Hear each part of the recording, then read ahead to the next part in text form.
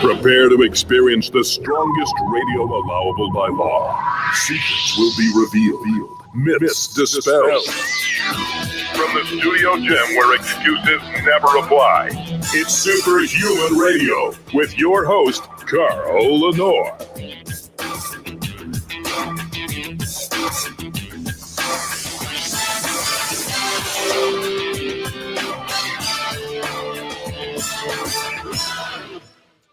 Hey, welcome back to another episode of Superhuman Radio. Today is April 1st, and maybe today's an April Fool's show. I don't know. Maybe it is, maybe it isn't. We're going to find out. We're going to be discussing anytime I discuss milk with someone, inevitably someone pops up and says, well, humans are the only ones that drink milk as adults, only species on the planet, which a lot of people will take and go, that's interesting. So maybe there's something to this. Maybe milk is no good for us. That somehow, since we are the only ones who drink milk as adults, it means it's inappropriate for us. But is that true? Do other species of animals also drink milk as adults in their species? We're going to get to the bottom of this today. And I think a lot of feelings are going to be hurt. Joel Green loves to talk about baby talk. Joel Green's presence in the nutrition silo has really elevated discourse, because would-be gurus who would say, well, this is science. I mean, humans are the only ones that milk cows. Yeah, I know. We're also the only ones that have an internet and a cell phone and all these other things. But let's look at science for a second. Let's get out of the world of baby talk. And we're going to do that today. We're going to look at whether or not humans are really the only ones that continue to drink milk as adults. And we're going to discuss the difference between opportunity and appropriateness in nutrition.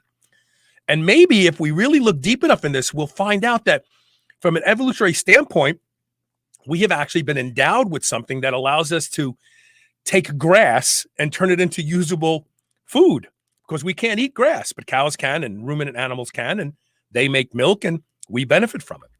Before we do that, we have to talk about our title sponsor, and that is, of course, Legendary Foods. Their tasty pastry is taking the world by storm. I kid you not, because who didn't love Pop-Tarts as a kid? And now that we're adults, we don't want all that sugar. We want more protein. And we want a low-carb lifestyle. We know that these are the staples of a healthy diet. I know somebody just recently said to me, well, carbs aren't bad. No, they're not bad. But if all you do is eat carbs, you're going to find out that you're going to become insulin resistant at some point in time. With that being said, we love snacks. And sadly, snacks generally have a lot of sugar in them, but not anymore. The new cake-style tasty pastry is flaky, it's fluffy, it's delicious, it's decadent. You'll feel like you're cheating, but you're not. 20 grams of high leucine, high quality protein, less than 5 grams of impact carbs, less than 1 gram of sugar. Go to shrnetwork.biz/legendary. Use the code SHR10 and you can get yourself 10% off your box of tasty pastries. Now, if you're a cheapskate like me, you may rather take a chance and win. listen during the show. When you hear the secret word during a commercial break, email it to onair@superhumanradio.net. Please include your mailing address. The reason that I'm so slow getting you the winners, getting you your product, is because I have to go through this whole rigmarole of, hey, you won. Send me your address. Then you send your address. And weeks go by, because I'm checking like these email boxes every few days. And people are like, hey, when am I going to get my tasty pictures? You told me you won. By the time I get your address over to the folks at Legendary, by the time they put it into their system and get them out, it's taking more time than we had wanted. And this is all my fault. I'm just wearing way too many hats these days. But with that being said, in anticipation that you may actually be a winner, because we're giving away more than one box a day right now, please, when you send the secret word in to me at onair@superhumanradio.net, just go ahead and include your mailing address anyway. Let's act like you won, and we'll go from there. Okay, now I have to get my buddy on. Hold on. Joel Green, who has a seductive voice, I've come to learn, because he's doing some really amazing Instagram posts now where he's reading from his book, Immunity Code. That's the name of it, right? Immunity Code, right? Yeah. Mm-hmm. And I'm like, oh my God, Joel has a really great voice. He just kind of lulls you into relaxing and accepting the information. There's no like push, pull, resistance. It's like, wow, Joel, man, you need to do an audio version of your book. And you said you're working on it, right? It's actually out. Yeah. Yeah. There is an audio version. Yeah. Okay. Yeah, I'm not happy with the format, but it's going to get changed. But okay. I don't know if I don't know if Ron told you, but I got to hang last week at the new facility up in LA. I'm so jealous of you. I'm so jealous of you. Yeah, he showed me man. It was like getting into Langley, Virginia. It was like a CIA like black op thing getting into that place, man. It's like.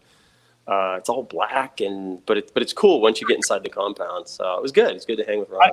I always imagined like so a lot of people don't know this, but I'm working on an app for handguns. I don't know if I shared this with you or not. You did, yeah. It's going to be a slam dunk. And well, we just had our first test of it yesterday through a Zoom call from India, and it works. It works exactly as we wanted it to. So we have now prototypes that will be available to me in the next couple of weeks. I'll send them out to friends who have guns and blah, blah, blah. And I just have this vision that, I'm going to find someone else to host the show. I'm going to stop doing this, and I'm going to have a lot of time on my hands. And I want to go out there, and I just want to hang out there and do nothing, meditate and just like be with nature.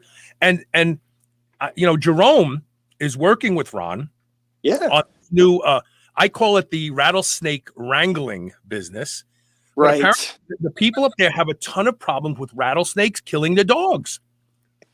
And Jerome and Ron have put together a company that the dogs seek out the rattlesnake. They have these trained dogs that are rattlesnake finding dogs.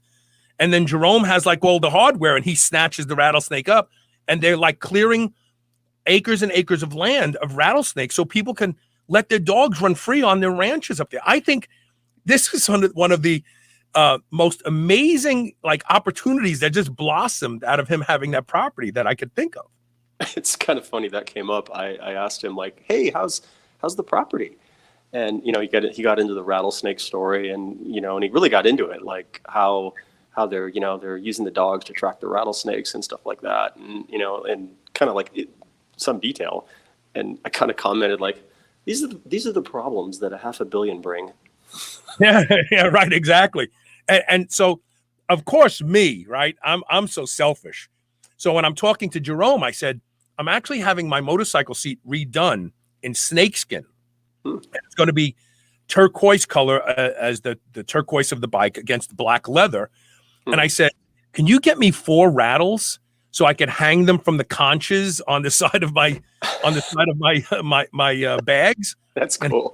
He said he's gonna get me 4 rattles, real rattles. So that's very cool. Very cool. So let's go jump into this. Yep. I'm sure you've heard this before, and I'm not even going to distinguish between raw and raw and pasteurized milk for this discussion, right? Because we already know that raw milk is better than pasteurized processed milk. But there's a blanket statement that comes up by someone always when talking about milk, and it goes like this. Well, humans are the only ones that continue to drink milk as adults, meaning that it's inappropriate for us to do that. Do you cringe? Do you get angry when you hear that? It's a subset of a form of, we have a new word for stupidity. It's called scientism. Mm-hmm. And you hear it all the time. It's this idea that you're speaking something scientific when you're really not. You're engaging in what's known as scientism. And that's a subset of that. So, and it's very cringeworthy, yes. Okay, so I have evidence that other species, when opportunity presents itself, will consistently exploit lactating animals for one reason or another of another species. Sure. Okay, now I'm just going to put this up first because I want people to understand something. This is not something that's isolated. Oh, well, that's one. No. So it's very well known along the coast of Mexico that both feral cats and birds will drink from elephant seal milk supplies, stealing it from the babies and actually impairing their growth. Each time they drink for 1 to 2 minutes. Now, when you talk about multiple animals a day doing this, the babies are losing 2.2 kilograms of body weight a day. So we're talking about a significant amount of milk, and they do it daily. They don't just do it. They know the mothers are lactating. They get right down in there because the milk drips as the baby is drinking, and the bird is right there in the side of the mouth sucking it out. The cats are licking it out. So this idea that drinking milk as after weaning of whatever species you are is somehow inappropriate kind of falls apart when you see that other animals do this when given the opportunity, right? Yeah, I mean, I don't know how you found that, but that is kudos to you. That's fantastic. I mean, right there, that just kills the whole sort of, like, let's make this a real science thing, okay? So you have two possible answers. One is preference. So animals have a innate preference. They just know. Animals know things. They know milk is bad, and therefore we should watch what they do because they know stuff. So preference is one. And then the other would be availability. So it could be an issue of availability. It's just if it was available, they'd eat it, which means that it's not preference, which would dispute and debunk the whole sort of like, only humans drink milk kind of thing. And you just did it right there. That. So yes, it seems to be the evidence. Early leader, early first round TKO, is that it's a matter of availability. If it's available, they flock to it. Which, from a survival perspective, of course they would. It's energy dense. It's nutrient dense. Like from survival would confer significant advantages to consuming milk if it's available versus other foods. I mean, it's one of the most nutrient dense, maybe the most nutrient dense foods there is. So, yeah, first round TKO. Good job, Carl. Well, but now let's take this word food for a second, right? Yep. So the only thing actually made by nature to be food, to be sustenance, is milk in the case of mammals. Mm-hmm. Everything else has been adapted. Well, it doesn't kill us. I kind of feel good. I think that's a good choice for food now.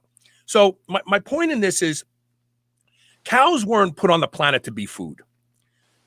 Gazelles weren't put on the planet to be food for lions. We have adapted them to be food because from an evolutionary perspective, and we know this to be true in Paleolithic times, mothers usually breastfed a baby till 3 to 4 years old. Think about this for a second, right? It's only because of industrialization and modernization, like, no, you got to get back to work. You can't be breastfeeding baby for 3 years. We got to wean that baby. You need to be freed up. And from an evolutionary perspective, that is true as well, because at some point in time, the offspring becomes a parasite to a contributor to the group, right? The mom has to be able to do more than just breastfeed, use all of her work to find calories so that she has to share it with this baby. At some point in time, the baby has to go find its own way. But with that being said, lactase persistence is no accident.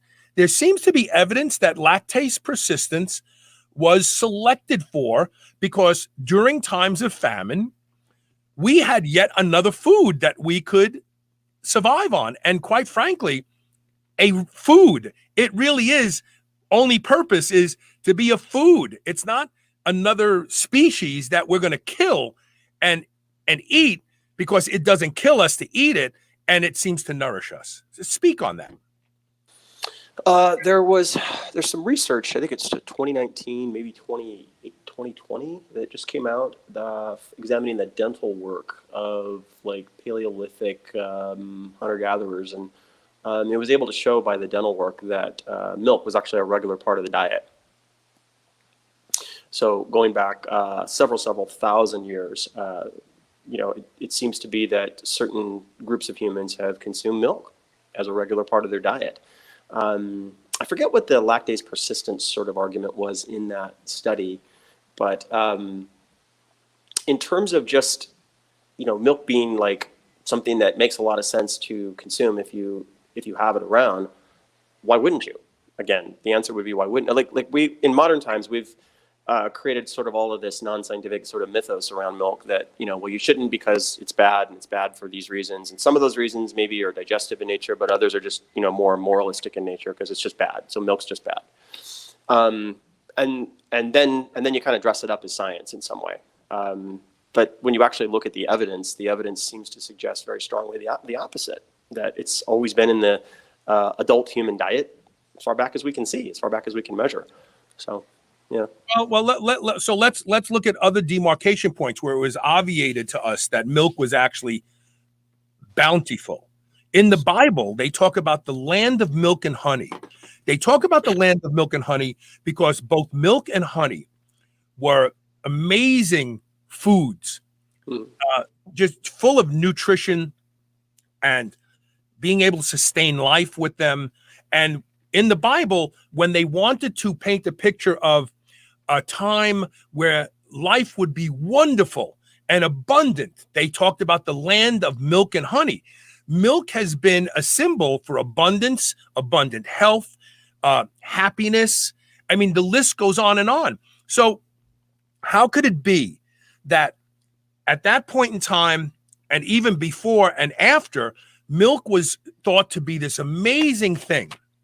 But today, milk falls prey to the same thing that beef does. Oh, it's bad for you. You shouldn't be consuming it. Humans aren't supposed to consume milk. Yeah. What's interesting is to think about, so, my big thing is like a balanced, healthy diet is really the best diet. What's interesting to think about is the way that one nutrient will affect another. So, for example, on that jibe, there's the whole plants are bad too, because plant lectins are bad. There's that. Right. Okay, so we've eliminated beef, plants, and milk. So I don't know what's left, but right. But what's interesting is when you study, there's really good research on looking at like plant lectins and how they actually work in the gut. And a lot of the early research upon which a lot of information was promulgated was based on, kind of this reductionistic look at plant lectins. So like, oh, well, plant lectins are bad. They adhere to the gut wall, and that's bad. They're mitogenic. They're tumor promoters. So you could probably say that in an isolation, like reductionistically. But when you begin to look at balance in the diet, so once you add milk in the diet, what you see is that there are factors in milk that neutralize plant lectins. So all of the sort of like toxic effects that you could ascribe to plant lectins get neutralized by factors in milk, like concovalin A, specific plant lectin. Milk will neutralize that, and there's others. And at the same time, the combination of plant lectins and milk together feed the healthiest bacteria possible in the gut. So they're feeding bifidobacteria. And so you get this kind of synergy going when you get out of the reductionistic look and then you begin to look at the thing as a whole. These things all work together in very interesting ways. There's a couple of foods that I look at as survival staples. Okay, and there's on one end there's the scarcity survival staples, and those two foods are deer meat and roots. Okay, Those are common to just about all societies you look across the world. Like when things are bad, you can kind of always count on there's a deer somewhere and there's roots, okay? Deer being your first preference, roots being your second. And you're not going to necessarily thrive on that diet, but you'll make it. But at the other end of that, there is the sort of abundance survival foods, which is milk and honey. Those two together, like milk and honey, you're going to do really, really well. Like really well. You'll live and you're not going to drop weight. You're going to, as long as you have an abundant supply of those things. So, and again, all of these foods seem to work together. And when you look at them, not just in isolation, but in aggregate, they do the opposite of what a lot of the kind of like scientism of the day says. The scientism of the day says, well, those are bad, but when you begin to really break them down, how they work, and then when they work in groups of other foods, like the way milk can work with plants, they're actually beneficial. Oh. So Brian, good. I'm sorry. Well, I was just going to add to that. I was going to give an example. So when you look at plant lectins, there's this argument that they're cancer promoters because they're mitogenic, so they can actually, promote advancement of the cell cycle clock. Okay, but then in practice, in vivo, what you see is when you if milk is present, you can see sort of the opposite happen. You can see plant lectins get neutralized. You can see lectins themselves can actually feed bifidobacteria, and then milk can do the same thing. And so then you get this surplus of bifidobacteria, and then you have the exact opposite effect. You have, instead of being, tumor promoting, they're actually tumor protective.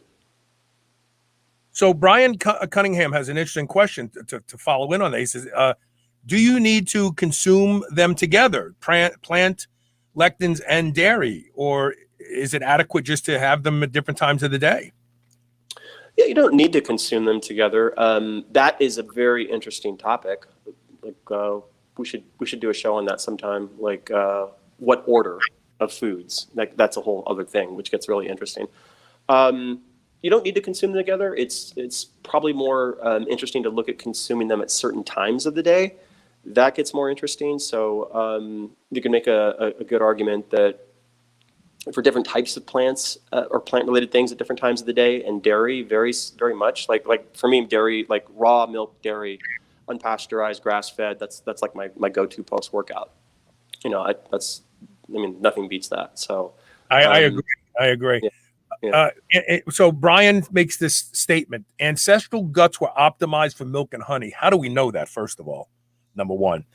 Today may not be so healthy given how much gut dysfunction we have. What do you think? I think it's a moving target. So the state of the gut is rapidly modifiable, just based on diet. By diet. Yeah. Yeah. Mm-hmm. Yeah. Well, I'll tell you what I see a lot of right now. So I released my fat loss course. It's been doing great. And what I'm seeing a ton of I'm seeing the very beginnings of the post-keto carnivore wave, and everybody has insulin resistance. I was just going to say, I'm suffering. A person. Yeah. Yes. I have developed hyperinsulinemia.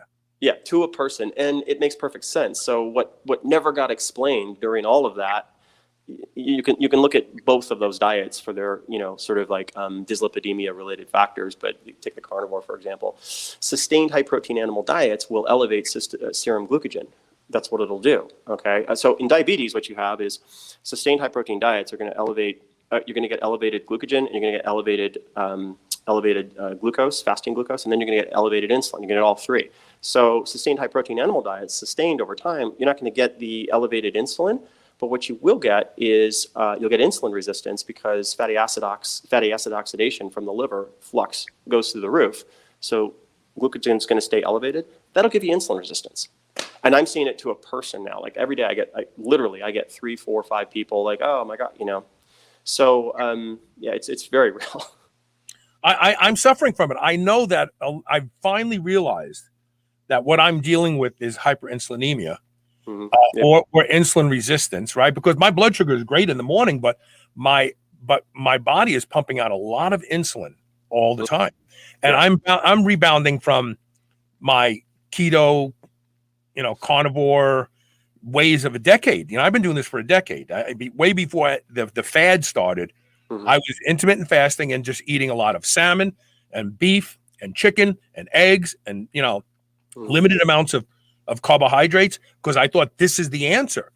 And I realized that I have actually made my body respond to an anticipated environment of not a lot of carbohydrates. And so now if I have carbohydrates, my insulin goes through the roof.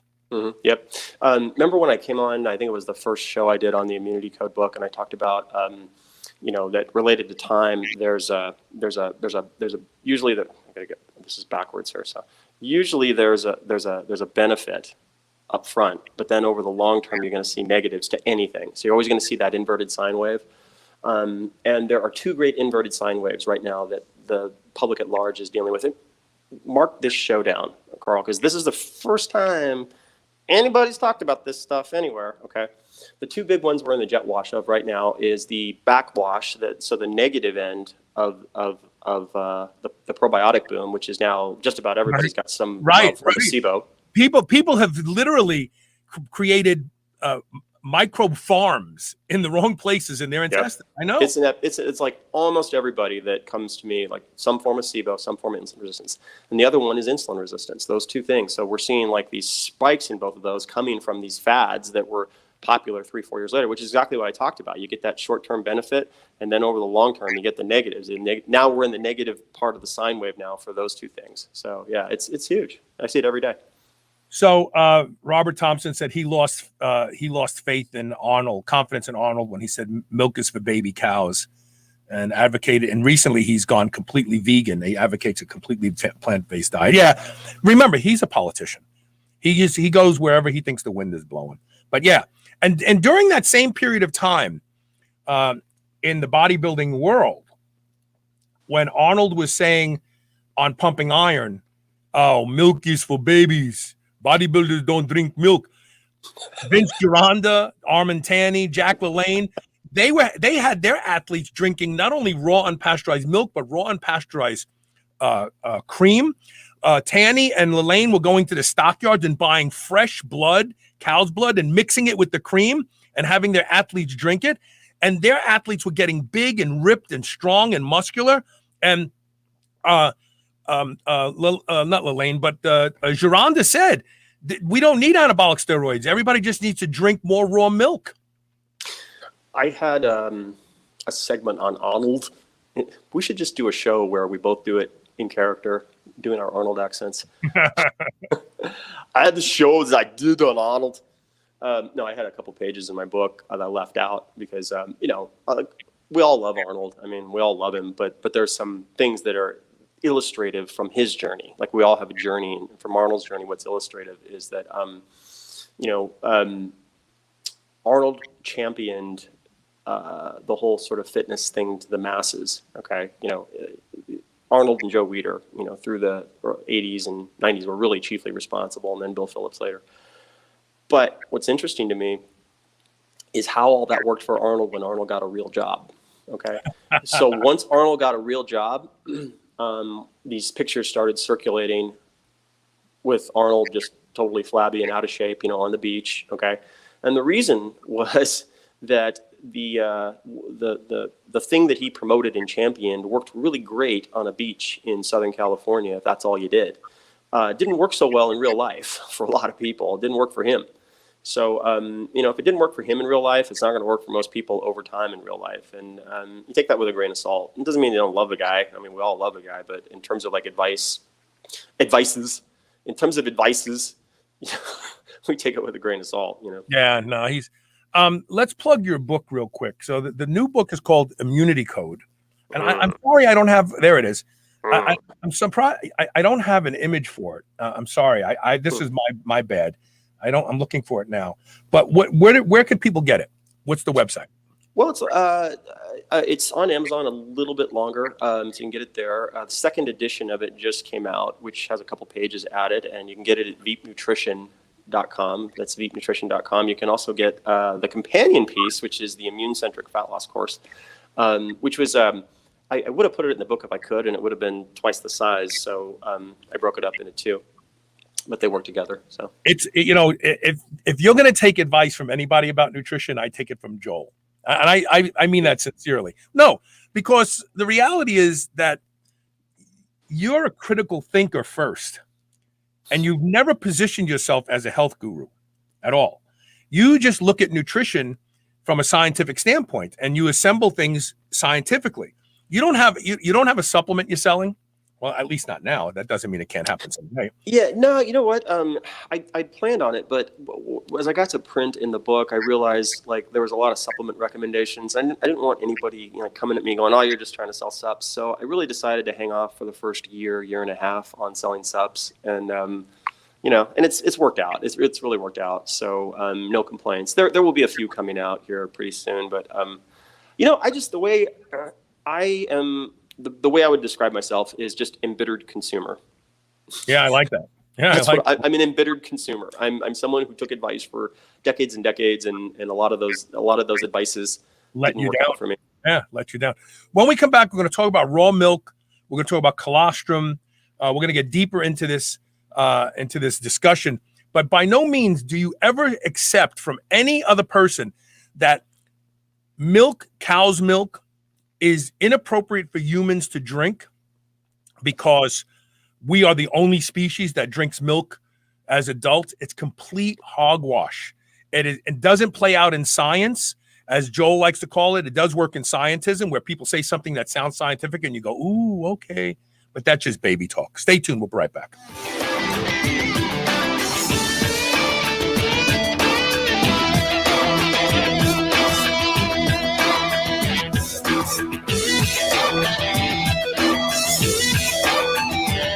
Do you remember those delicious toaster pastries you had when you were a kid? You know, the rectangular sugar-filled snacks? Well, guess what? Legendary Foods has just made low-carb toaster pastry. This is the first of its kind, and honestly, these things are amazing. They have 3 to 4 net carb, less than 1 gram of sugar, and 9 grams of protein. You can eat them right out of the wrapper or lightly toast them. The only question is, which flavor? Strawberry or brown sugar cinnamon? They're available at eatlegendary.com and Amazon. Whether your goal is to build muscle or burn fat, you'll find everything you need at Redcon One. Need help getting a good night's sleep? Try Fade Out, or the most popular pre-workout supplement on the market today, Total War. Sign up for their new Transformation Challenge and win $10,000. Or shop for apparel that people at the gym will know that you are serious about your training. Need a testosterone booster that works? Check out Boomstick. Whatever you need, you'll find the best quality supplements on the market at Redcon One. Go to redcon1.com. That's REDCON1.com, or go to superhumanradio.net and click the Redcon One banner ad today.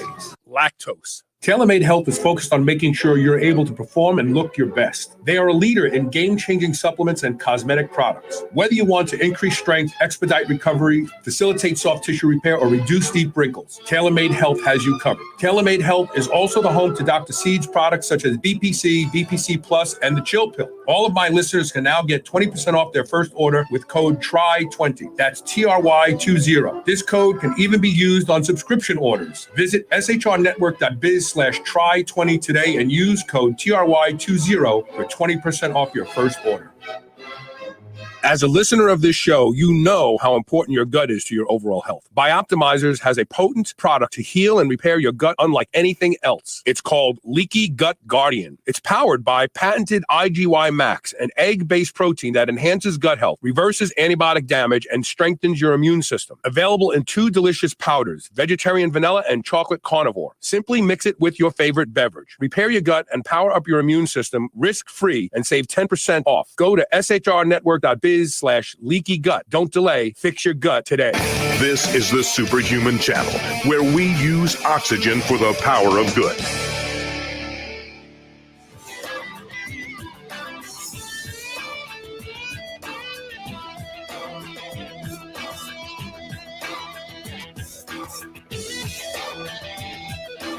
Welcome back. We're talking with Joel Green.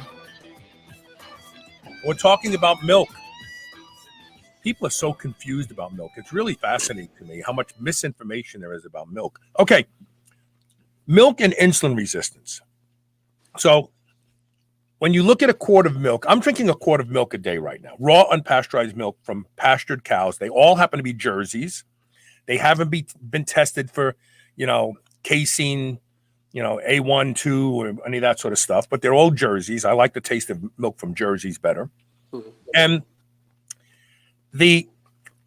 Ron Schmidt came on my show in 2006 He wrote the book, The Untold Story of Milk, which chronicalized milk's passage from the most wonderful food in the world to the demon it became after pasteurization.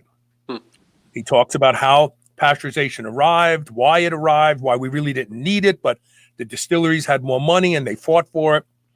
He also talked about the fact that before insulin as a standalone peptide was discovered, the only thing a type 1 diabetic could live on was raw and pasteurized milk. In fact, Chris Masterjohn just wrote an article recently showing that children were given raw and pasteurized milk to prevent scurvy. But once milk was pasteurized, they had to switch to orange juice. So milk was this amazing thing, manna from heaven, really. And what Dr. Schmidt talked about on the show was milk has everything in it that it needs to be digested, absorbed, assimilated, and utilized, including insulin.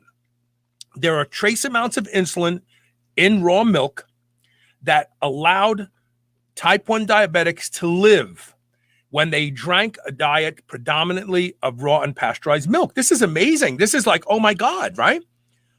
So if I drink a quart of milk a day, and we'll talk about allergic reactions in a little bit, that's about just under 200 grams of lactose, which is a sugar. Should I be concerned about lactose? Is it a high glycemic index carbohydrate? And if the milk already has some insulin in it, is that offsetting the production my pancreas has to produce? Well, a lot of answers you might hear to that would be very reductionistic in nature. They would be, just looking at the gram content and considering it a sugar. But again, it just gets into the way that we're going to analyze, what it is that we're looking at. And it just gets to this conflict we keep coming up against, which is reductionism versus looking at the whole. So when we just park that whole argument for a second and then look at milk as a whole, it gets really, really interesting. So in addition to what you talked about with insulin, what you find is that milk improves calcium channel signaling. Okay, and so you need calcium to pull glucose into the cell. So when the insulin receptor fires, you go through this big long cascade of enzymes, and at the end of the day, what you're doing is you're mobilizing intracellular calcium to make milk work. So the action of calcium and the way that we need calcium to work milk is very synergistic with milk works very much on the ACE receptors. So it actually inhibits the ACE1 receptor. And to understand how insulin works, the old school is just, GLUT4 proteins. That's not how insulin works, okay? The way insulin works is, the best way to think of it is you have kind of four pipes. One, you've got the insulin receptor, then you've got the GLUT4 receptor, then you've got the aldosterone receptor, then you've got the ACE receptor, and then you have nitric oxide. You have all that together, and all those things together in conjunction with helper hormones, which are the incretins, GIP, glucose insulinotropic polypeptide, GLP-1. All those things together are how insulin works. So milk stimulates the incretins, or stimulates the helper hormones around that. It helps the ACE receptor work in the right way, pushing things towards the optimal sort of ACE profile, RAS 1 through 7. And just as a whole bunch of things that are very synergistic with insulin working the way that it should. So the issue is, when we have large inputs of sugar by itself, or carbs that are, without all these other factors, well, yeah, you're gonna get insulin resistance and diabetes for sure. But when you look at a whole food like milk that has all these synergistic factors all working together in it, microRNAs and all these other things, then it does, the math doesn't work the same. It just doesn't work that way. So I don't think you'd really have too much to worry about in terms of carb load and all that junk with it. I think if anything, you just probably put some muscle on would be my guess. I've been doing a quart of milk now for the past few weeks. Mm-hmm. And, I feel good. I don't feel bad, but I don't notice anything yet. Mm-hmm. But I am doing this purposefully to see if I can balance my insulin sensitivity, because I have a funny feeling it's going to actually do that. We have a couple questions. Let's see if we can get to them real quick. Bear said he just got his first gallon of raw milk this morning. Yeah. Tastes great, no effect on my stomach. Question: did you have problems drinking conventional for your stomach? I'd love to hear that. I don't know what to tell you, Robert, where you can get fresh blood like the Maasai. I guess you could bleed your own animals in your backyard if you want. Yeah. And here's something that frustrates the crap out of me. Are there any supplements to help restore the gut given the widespread dysfunction? Yeah, raw unpasteurized milk. Raw unpasteurized milk has everything in it. It has the microbes. It has the food to keep the microbes alive. It has transporter enzymes and proteins to get the IGF-1 across the stomach. I mean, we're searching for a supplement in a capsule.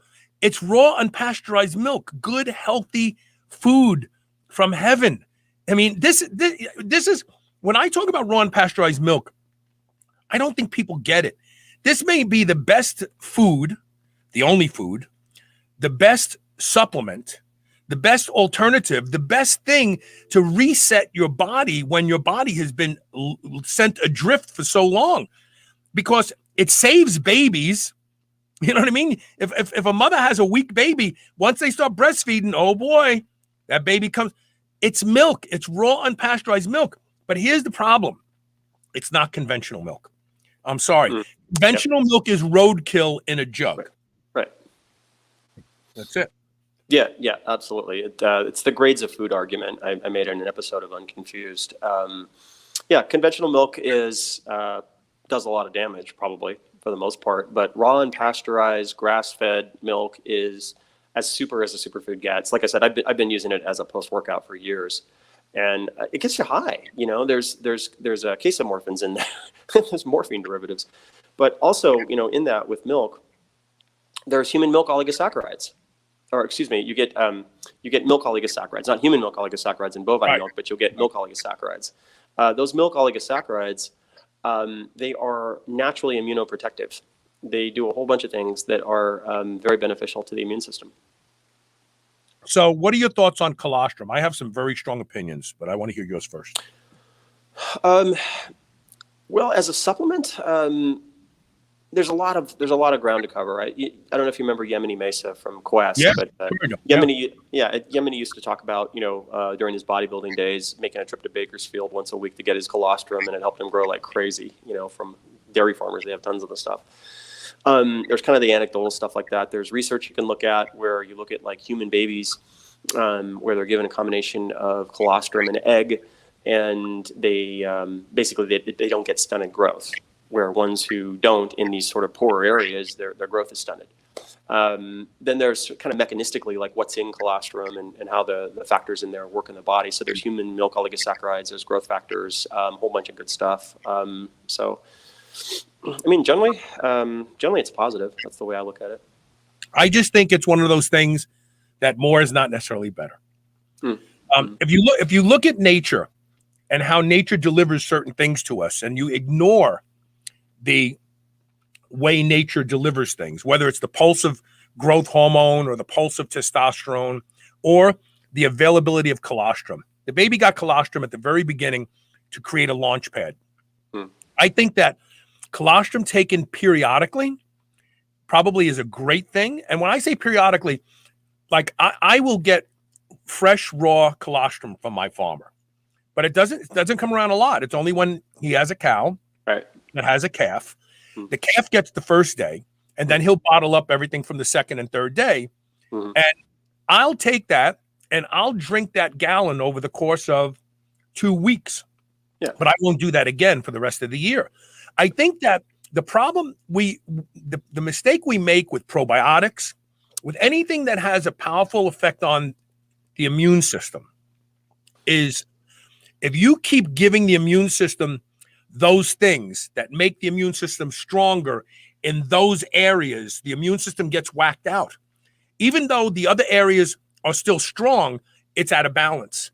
And so I think that colostrum used periodically is a smart thing. I don't think colostrum taken day in and day out is a good thing, personally. I just don't. Yeah, I tend to make a case that that's true of anything, just about anything and everything. Like you shouldn't do anything like all the time, but everything just about can be cycled in here and there or used strategically. And yeah, so I could see that with colostrum. Just curious, so you're getting the raw, real colostrum. Have you noticed anything with it? It's not tasty. Well, when I haven't gotten it yet this season, but in the years where I was powerlifting, I used to get at least a gallon or two of colostrum every summer. Mm-hmm. And I noticed big things when I started taking it: growth, strength. Yeah. I've heard that from everybody who's ever done what you're talking about. They know a dairy farmer and they get on colostrum. But it doesn't taste good. It does. Just for the record, people think that like raw colostrum, first of all, it generally has a little bit of blood in it that when you leave it in your refrigerator, it settles to the bottom. And you can see it. It's like this orangey red kind of glow at the bottom. Mm-hmm. But it's not, it doesn't, you don't drink it and go, man, that's kind of good. It has a gamey taste and it's like 55% fat, just for the record. It's very thick and it doesn't taste like, man, I want more. It tastes like, I just got to get this mouthful down. Okay. I mean, I think swallowing raw eggs by the dozen is a lot simpler than drinking a glass of raw colostrum fresh out of the cow. Yeah. And keeping it cold does make it a little easier to drink, but it's not. It doesn't taste good. It's a very gamey taste. But you did what you had to do, right? You know, like they used to say, bodybuilders would eat dog crap if they thought it would put on even this much more muscle. Bear said yes, he did get gas and bloating previously from store-bought milk, even an 8-ounce glass. Now, there's an example of, I love when people promote Fairlife's lactose-free milk. You don't need lactose-free milk when the milk has lactase in it already. Again, remember, everything in raw unpasteurized milk has everything the baby needs to digest it and assimilate it, including the enzyme lactase. This is why, this is a funny thing. People don't realize this. As raw milk gets older, when I buy a gallon of raw milk and the first sip out of it, it tastes great, creamy. As that raw milk gets older in my refrigerator, it gets sweeter. Why? Because the lactase is doing its job and breaking down the lactose, and the lactose is adding this sweet flavor. And in fact, there's something called clobber, which is almost like yogurt. But when raw milk goes bad, it doesn't get sour like conventional milk. It turns into this yogurty flavored stuff that you can still consume. It won't make you sick. We're dealing with a completely different animal when we talk about raw milk. If you haven't tried raw milk, go to the website, realmilk.com. It's managed by the Weston A. Price Foundation, and find a farmer in your area so that you can try raw unpasteurized milk. There's nothing like it. And in fact, it may remedy a lot of your ailments. And even though that may not be why you're going to try it. Yeah, I used to break out horrible breakouts from milk. And I used to drink a ton of milk as a teenager. I didn't know it was the milk. And horrible breakouts and gas and just, you know, but I didn't know what was causing it. And then when I kind of figured the gut out finally, I could have milk. I could even have like regular milk. It wouldn't even bother me, regular ice cream. And I haven't had an issue since. So a lot of the poor digestibility with milk has to do with the fact that all the bacteria and all the things that you need have been wiped out in that milk. And you can replace them in the gut. So when you have species in the gut that can break down lactase and break that down, then you can drink milk and it's you don't see those symptoms, but you can also just skip all that and just go straight to raw milk.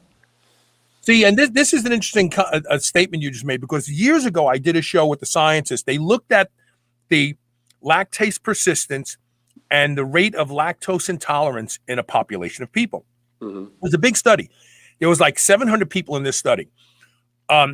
And half of them had complained that they had been diagnosed with lactose intolerance.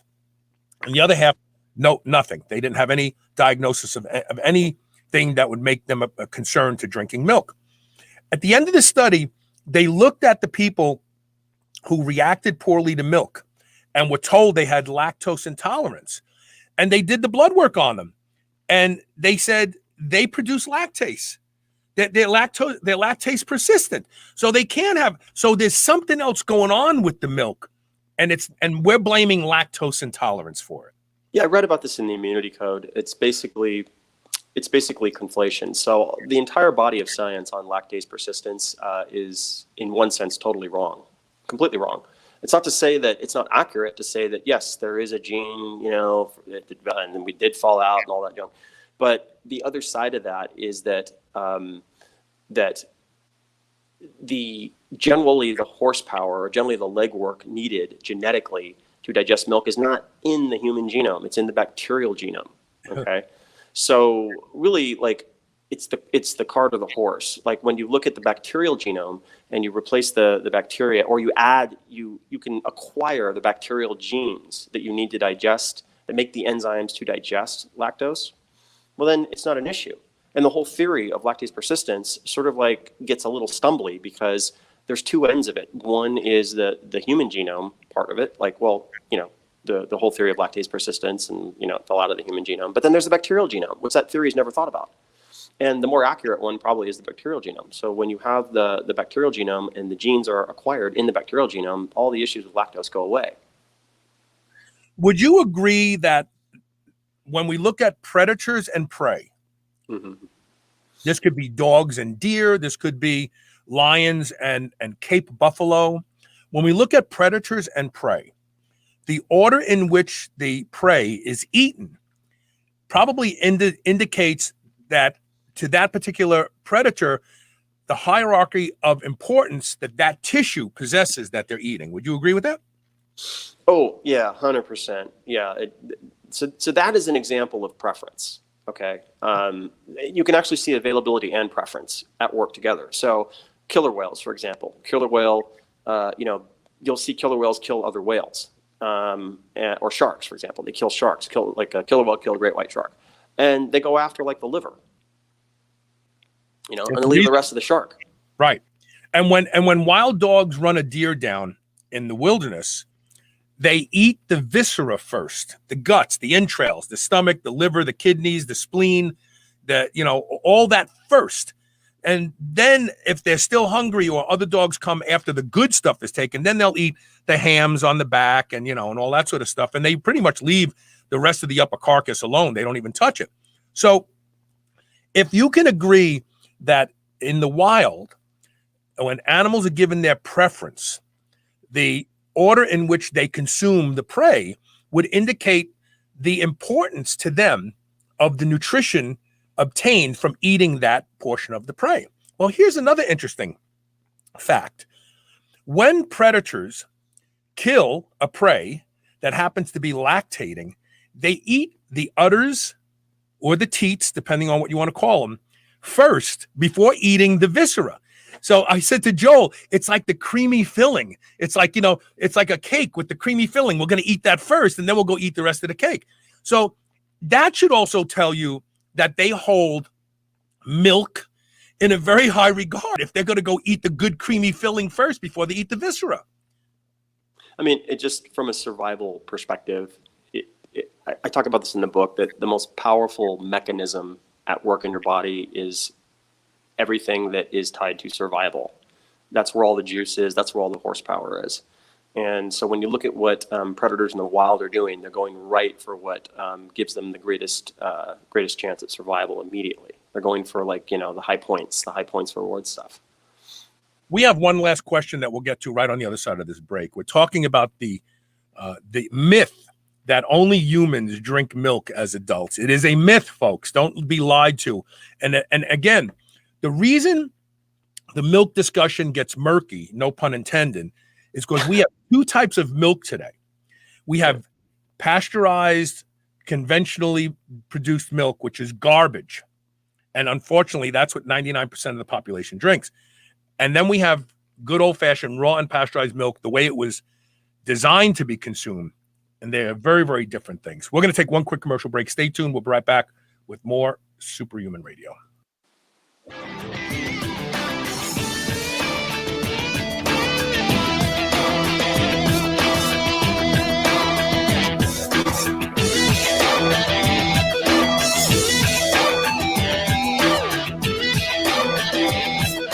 Are you ready to change the way you age? Of course you are. That's why you're here. Juvicel is a new first-of-its-kind dietary supplement that includes 10 key research-backed ingredients shown in studies to support lifespan. Things like resveratrol, fisetin, quercetin, pterostilbene, sulforaphane, turmeric, all in a single dose. You may have some of these ingredients already, but Juvicel is the first to combine them all into a single product to support your lifespan. It's vegan, non-GMO, and sustainable. Live better longer with Juvicel. Go to shrnetwork.biz/live-better. Use code SHR and save 20% off today. Getting a massage post-workout is a proven strategy to facilitate better recovery. Getting to massage therapists can be difficult and expensive, especially in these times. The solution is the Meteor, a heated massage ball from Milestorm. Reduce pain and soreness and expedite recovery with the Meteor's research-backed vibration settings and therapeutic heat. It's convenient for travel and works on any body part. Go to shrnetwork.biz/Meteor and use code SHR15 for 15% off and free shipping if you buy 2 or more. Start recovering better today. Lactose.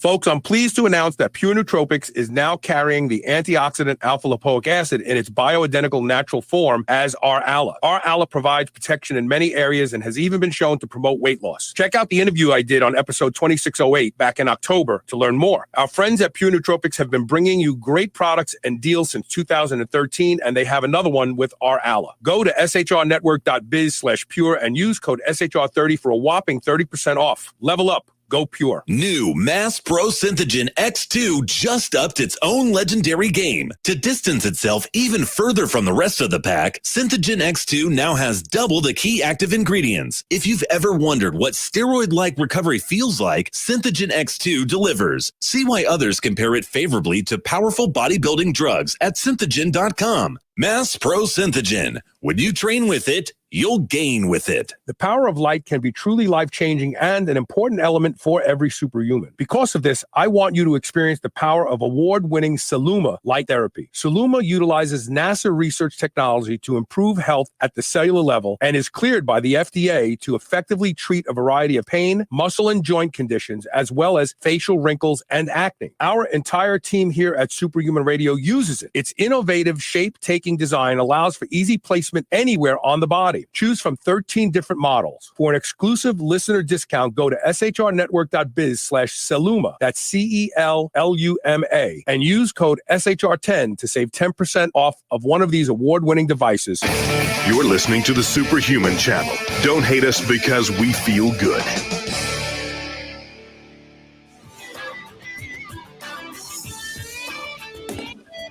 Welcome back. As you can see on the screen, where you can get the immunity code at Veep Nutrition, VEEP nutrition.com. I see Joel is flexing in the background, it looked like. Are you flexing, Joel? No, I don't know if you know this, but I've been trying to put on a little bit of muscle. I lost probably about 7-8 pounds during COVID. And I've been just, I'm 56, so I've been trying to just do it naturally without anything, just food and stuff. And I think it's working. Yeah. Is raw unpasteurized milk part of your secret? Yes, actually, yes, as a post-workout. Mainly, one thing that's helped me is I didn't train too much for about 10 years, and so I think I'm fresh. I'm training a little more, and I think that just being fresh is helping me. So Brian Cunningham had something I missed by accident, and he says, do phages, PHAGES, as opposed to probiotics, help restore gut integrity? What are we talking about? I'm not familiar with phages. Yeah, so one of your sponsors sells one of those, the IGY Max. Yeah. So, Brian, I would, which by the way, I love Brian. He's such a bright guy. He has so many different ideas that are fascinating to me. Brian, I don't know that phages get so much into gut junction stuff, apart from, and I'd probably have to take a look at this, apart from like interleukin cascades, if they're stimulating those by allowing certain things in the gut, which they probably are, but they are very helpful at wiping out certain entire viral taxa in the gut, certain things that can get in the gut. There's a lot of unknowns with phages. Like when you look at like supplement companies that make those, like their phages only go after one specific thing, or like maybe it's E. coli, for example. And actually, the more I think about it, that would in fact have a lot to do with gut junction integrity. So I'm talking myself into it by thinking it through. Yeah, the answer is yes. Yeah. That was a great way to come to a conclusion, by the way. Yeah. We actually watched your brain at work. That was pretty fascinating. Yeah. So in summary, how should we wrap up this interview for the people out there who say it's inappropriate for humans to drink milk because we're the only species that drinks milk after being weaned or as adults? I would say there is this thing that has been done to your brain. It is called infantilization, and it is a form of it's very real, and it's part of this age that we're in, which is to essentially subjugate people by getting them to not think for themselves. So just think, because an authority figure says something is true, it doesn't make it true. So the reference to authority has been sort of substituted for thinking. Really, just think it through. That's really the lesson of this show. Like, that's all we've done in this show. Well, wait, I don't want to end the show yet. I just realized we forgot to talk about something, and that is allergens. So milk is identified, milk and egg, both identified as allergens. A lot of people's doctors will tell them, don't drink milk. It causes, and they cite the thick saliva that occurs after drinking a glass of milk as phlegm. Oh, milk just makes mucus. First of all, that's not mucus that you have, that thickness. That's the remnants of the thickness of the milk mixed with saliva, isn't it? Part of it, yes, definitely. Some people there are legit milk allergies. Okay. So there might be like a very specific casomorphin in milk that you are legitimately allergic to. But that's true of any food. Like, it doesn't matter. Like, you could, when you look at a big enough population, you're going to find, like, my wife is allergic to broccoli. Okay. Really? Yeah. Deathly allergic to broccoli. Can't eat everything else. She's fine, but broccoli she can't do. You can make a case for any food is allergic, or if you have any food too much, you can make a case that you're going to get an allergy. You could make that case for chicken. So the thing with milk most often is really, you cannot look at milk in isolation. You have to look at milk in concert with the bacteria in the gut. Okay, the two work together. So when the bacteria in the gut are optimal, you have higher populations of Akkermansia, higher populations of bifidobacteria, higher populations of Theta-micron, all that. Then you're going to find that issues with milk go away for the most part. And when you're lower in those populations, then all the things that you think are allergic in nature, you're going to see more of those types of things. So one of the big sort of things is, milk and histamine. Well, the conversion of histidine to histamine, you get into all that stuff, there's a very strong bacterial component to that. And so with the right bacteria in place, you don't see those issues. And so milk can never really be looked at by itself. It has to be looked at in conjunction with what's the state of the gut currently, what are the bacteria that are in there, and it's very dynamic. Most of the cases with milk that you think are sort of like, calcified, like, oh, well, I'm allergic to milk. No, you're not. You just are missing certain bacteria. There are a very, very small percentage of people that are allergic to issues in milk. When you get into like, A1, A2 caseins and all that junk. But it's much less than we think it is. It really has more to do with missing bacteria than it does milk itself. Interesting. Great show, Joel. Thank you so much. Yeah, thanks for having me on, Carl. And again, you can get Joel's book, The Immunity Code, by going to Veep Nutrition, VEEP Nutrition.com.